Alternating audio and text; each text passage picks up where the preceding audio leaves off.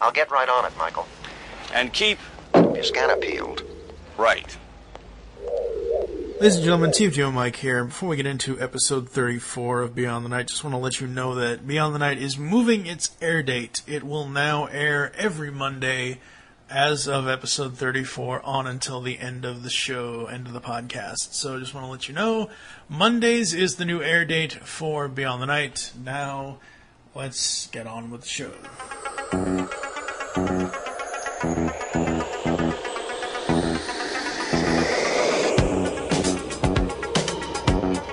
Knight Rider, a shadowy flight into the dangerous world of a man who does not exist.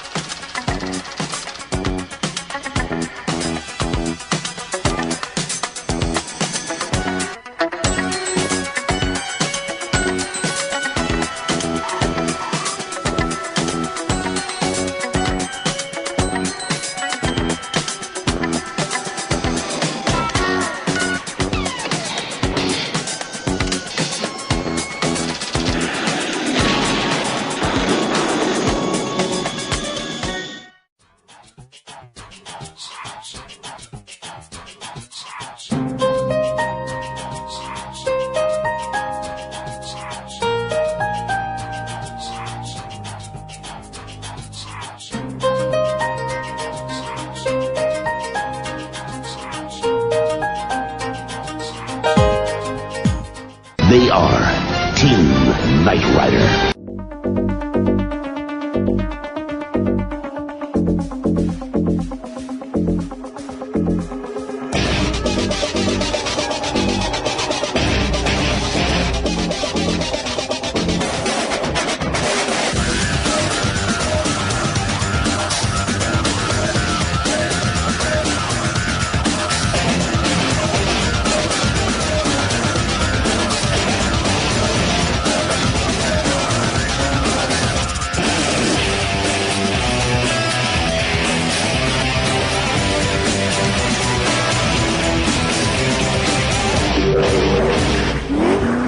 Welcome to Beyond the Night, brought to you by the GCRN. I am one of your hosts, Steve Jim Mike. Joining me is Duyahn the Music Man. Hello. Hey, what's going on?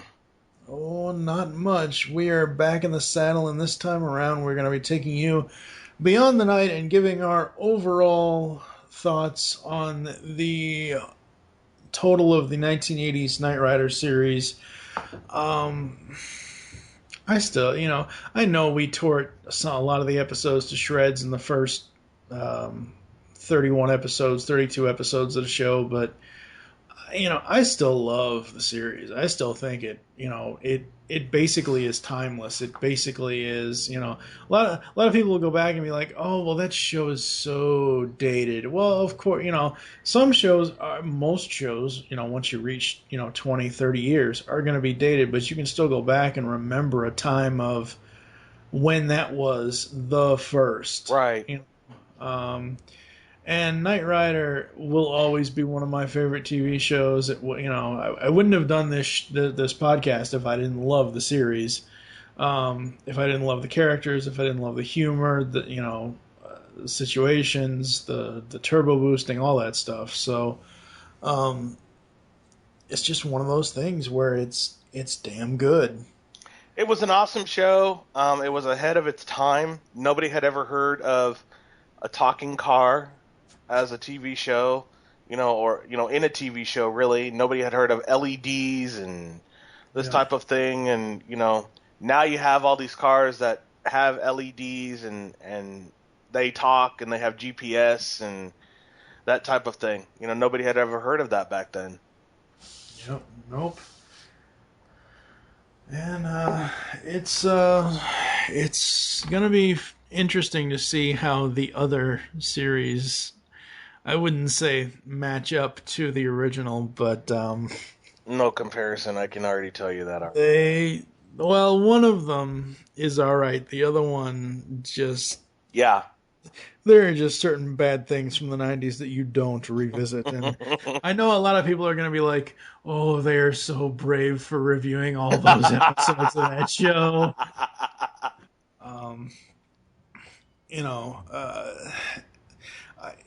all the favorite episodes that I listed in the previous recaps, still hold true today. I mean, I can still watch the Goliath two-parters. I can still watch Scent of Roses. I can still watch Junkyard Dog. It's just, it was at a time where you needed something. And I remember as a kid, like, every night or whenever it came on, I was like, ooh, Knight Rider. Everybody leave me alone. Go away. Shut up. The show's on, damn it. It's just one of those things where, okay, nobody talk for the next hour. I remember, when it used to come on, when I was a kid, obviously I would watch that. But then when they started, doing syndications, the first network I saw it on in syndication was USA. They would have it in, they would have it on for an hour, 30 minutes, a piece, unless it was like a two-parter. Obviously on TV there were different scenes you didn't see that you saw on the DVD sets. They were just cut out, and it was only because of restraints for time. But great show all in all 4 seasons. I mean, there were different episodes, like TFG said, that we just tore to shreds, but I think they deserve to be torn depending on what they were. I could watch the 2-part Goliath episodes, obviously Night of the Phoenix. I could watch Let It Be Me, White Bird, The Scent of Roses. I could watch some of the stuff that RC3 has done from season 4. That type of thing. I could watch Night Sting because everybody was in the field at that point. Yeah, Night Sting was awesome. It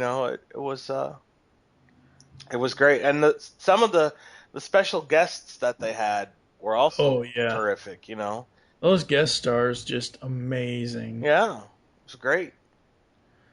I mean, just simply amazing, and just think of what a revolution and what a culture that show started. Look at everything that show has done over the last 30 years. Yeah, I mean, now you've got conventions. You've got conventions in Los Angeles, Las Vegas. Yeah, people build custom kit cars. I mean, no, they don't respond like the ones on the TV, but they build these. They build these cars. They spend They spend like $30,000 or more to build these cars. Yeah, because they're such fans of it. Yeah. I mean, I used to have a huge Knight Rider collection. As a kid, I had almost everything. I think the only thing I didn't have was that stupid Kenner talking kit car. And the only reason why I call it stupid is because a friend of mine, quote-unquote friend of mine in, like, first grade had it, and it was like, no, I'm not letting you even touch it. Little stingy bastard. But anyway. Did you have the LJN set? Do you remember? I had a bunch of stuff. I don't remember. I had a bunch of stuff. I remember specifically having like Knight Rider books on tape, but it wasn't. I didn't know they even did those. Well, it wasn't. I mean, obviously, it wasn't the original. It wasn't voices. Books on tape like you think of nowadays. It was more. It was more so. Think of Teddy Ruxpin. Yeah. It's the best way I can put it. Think of Teddy Ruxpin where you put a tape inside of him and, he has animatronics and whatever else. Well, the books that I had were, they came with a tape with them and they told you, it's basically teaching kids how to read is what it was. Uh-huh. And I believe one of them was Kit Vanishes. I found it at one time or another. I'll have to look again and see if I can't find it to be able to show it to you. But it was basically a reading book and a cassette tape. And the tape had the story on the book. Right. You could either listen to the tape, or you could read along and listen to the tape, or just read the book yourself. Right.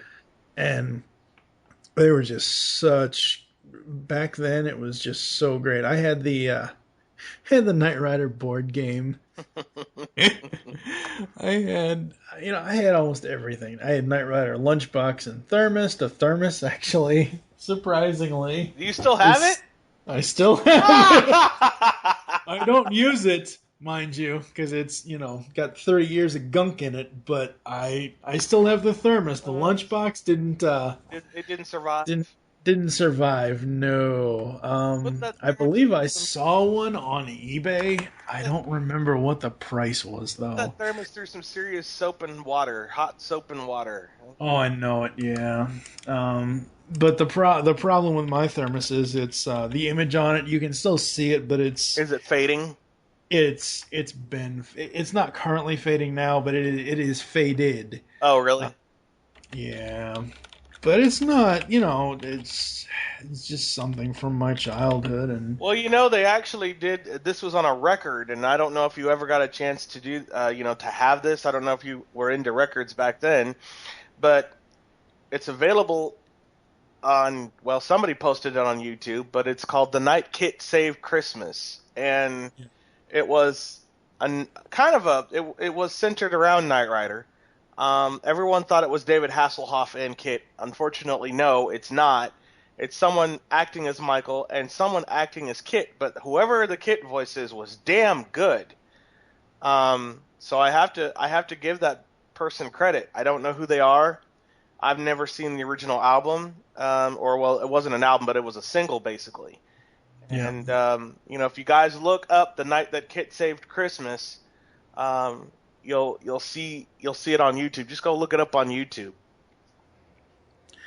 yeah. The funny thing about the lunchbox is the supporting cast on one of the sides of the lunchbox is they don't look anything like what they're supposed to look like. But yeah, I remember having this. I'm looking at one on eBay. It's probably because it's vintage, but somebody is selling a used one. Obviously, it's used, but someone's selling one for $50, and probably because it has. That's not bad considering. Yeah, no. There's one on here with the thermos that works. That's buy it now for $32.99, or the current starting bid is $24. So, from what it is, it's not that bad at all. But yeah, no, I have some Knight Rider stuff here. I actually have remote. I have an AM transistor radio car. It's Kit. Yeah. And then I have I have a remote control Kit car, and then I have one that I'm actually sitting in front of that is made by Diamond. That is Kit, and there are two versions of this. You can get the one without the Michael Knight figure, or you can get it with the Michael Knight figure. But if you buy the Michael Knight figure separately, it's $40. Yeah. I at the time. I bought one. I also bought one for a friend of mine who listens to this podcast. And I bought it from Toys R Us, actually. They were $50. But when people found out that these were going, I asked the person when I was talking to them, I said, "How are these selling?" And she said, "Oh, we can't keep them in stock. They're selling like mad." She's like, "You're like the second or third person now. And once you get these," because at that time there were 9 left. So once I got mine plus my friends, there were like 7 left. So. Yeah, I found, that kind of sucks. Oh, no wonder it's Canada Post. Duh. What'd you find? I found the book I was talking about, 1984, Listen and Look book. It's called Kit Vanishes. Vintage Center book only. The book measures. Oh, it's for the book only. It's not for the tape. It doesn't have the tape. It doesn't have the tape with it. It's just for the book. But this is basically what I was talking about. It's the Listen and Look book. And it's selling for $3 with $8 shipping. That's not bad, but it's kind of bad when you think about that it doesn't have the book with it. It's kind of sad, actually. Yeah.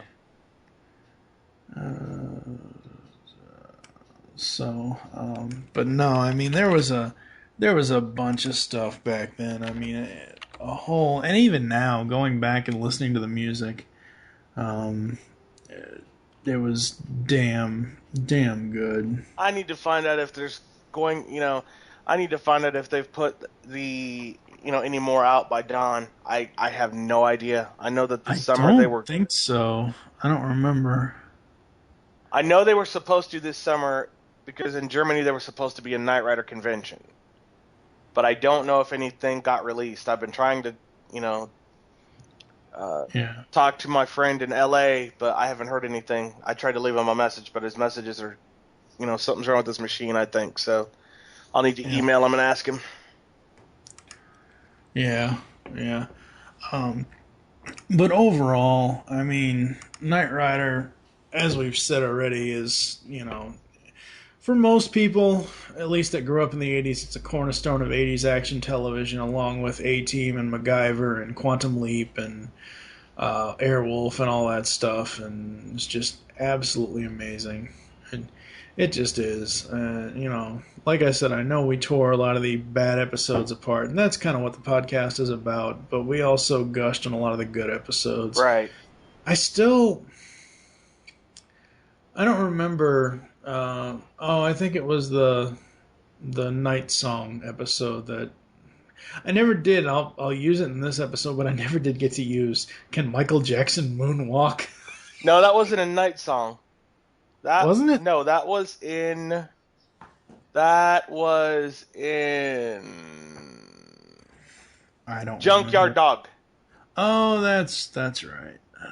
Wow. The Kenner 83. Someone is 8 hours left.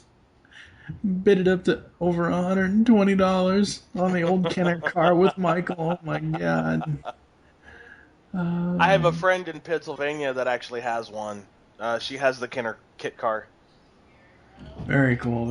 She found it in her basement, and she said, the funny thing? I said, what? She said, I found it with Michael Knight turned upside down in the seat. I was like, that kicks ass. So I wonder what he's doing down there.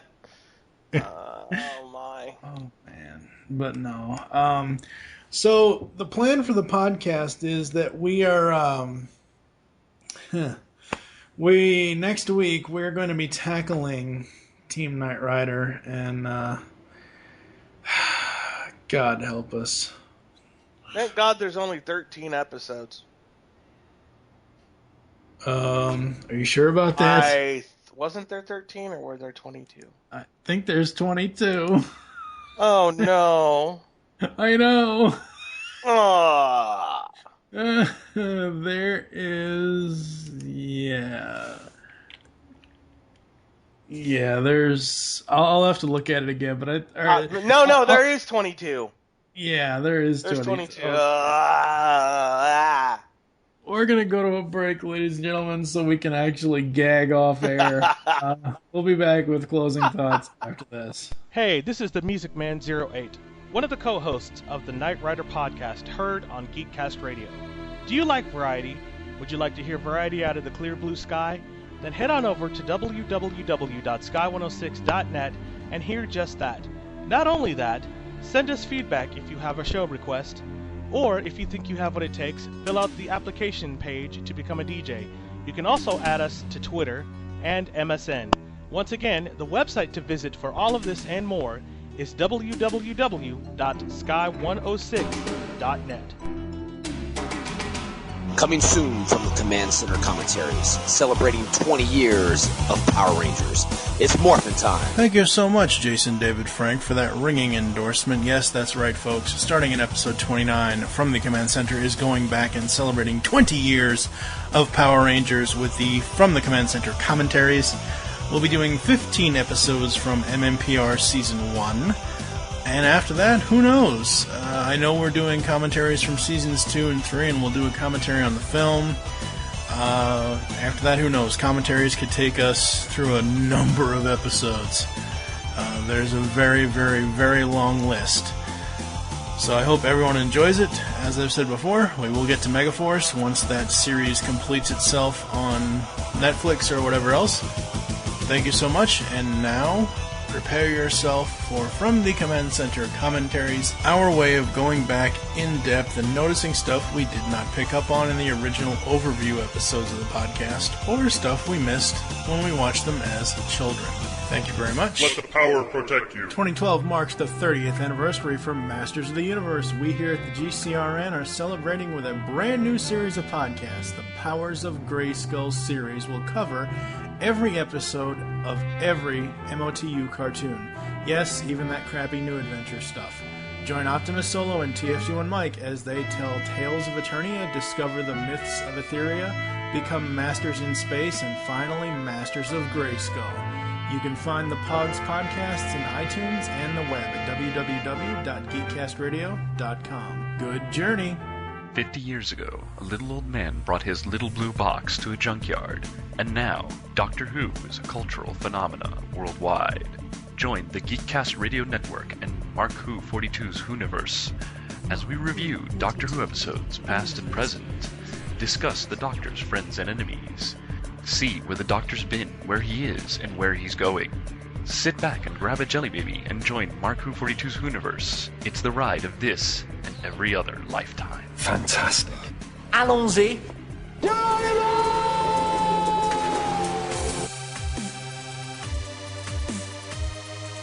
Are you looking for a weekly dose of gaming news and retro? And check out Off the Cuff, available Fridays on GeekCast Radio Network from the producers of XRG. New name, same. Alright, they got a head start. It's a real good time for Super Pursuit Mode. Oh, good.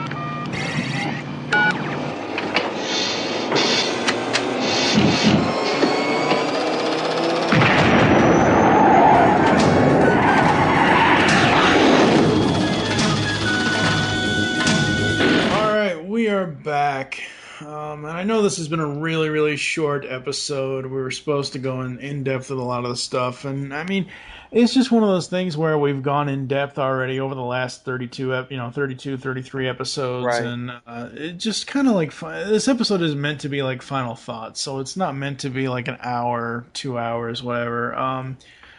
My final thoughts on the series are, I still love it today, as I said before. I still love the legacy of it. I love, and I know Duyahn and I are going to fight over this when we get to it, but I love what they did with the 2008 series. Actually, now I have to admit, now hang on, because I actually went back and I watched the 2008 series. Mm-hmm. And I like I said in the beginning of the podcast, no, I didn't like it. And the reason I didn't like it was because they did shy away from the Foundation for Law and Government. They called it the SSC. And I'm like, no. You know, okay, you've got Knight Industries. Okay, that's fine. That's great. Obviously, you don't have the mobile truck anymore because that's pretty outdated. Yeah. You know, but I did go back and watch it. I did actually go back and watch it, and there were some episodes that had heart. You know, we get to see Carr one last time, and things of that nature. But you know, when I first watched it, I was just like, no, I can't get into this. It's not the same. It had nothing to do with the fact that David wasn't in it or that William didn't voice the Carr. It just was. It was a complete turnaround from what the original series stood for. They took it in another direction, and I didn't think it would work. We'll get into it when we get to 2008 series, right. But yeah, the original 82 series, to 86. Yeah, 82 to 86 was absolutely awesome. It was awesome. Still great. It still holds up to this day. So. If you never get tired of watching a classic TV show, and if anyone listening to this podcast, any of the episodes, if you've never seen the classic episodes of Knight Rider, or if you've only seen bits and pieces, get the DVD box set. I can guarantee you, and I'm sure that TFG1 will agree with me, you will not be disappointed. Not at all. No, not at all. Not at all. All right. Thank you for joining us here on Beyond the Night. There is always get in contact with us or leave feedback for the show. Visit the website, geekcastradio.com. You can email us feedback at geekcastradio.com. Follow us on Twitter. Beyond the Night is the show Twitter. Mine is Steve and Mike. What is your Twitter? The Music Man 08. Become a fan on Facebook. Go to facebook.com/geekcastradio network. Call the voicemail line. Tell us the show you're leaving the message for and your name. 502-526-5821. We hope you enjoyed this episode of Beyond the Night and wish you'll join us next time when we will be reviewing the first 3 episodes opening Team Knight Rider with Fallen Nation, the Magnificent TKR, and the A-List. Us all. For now, I am DFG and Mike with the Music Man 08 Duyahn.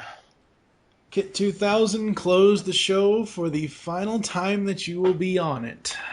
As Michael would say, thanks, pal.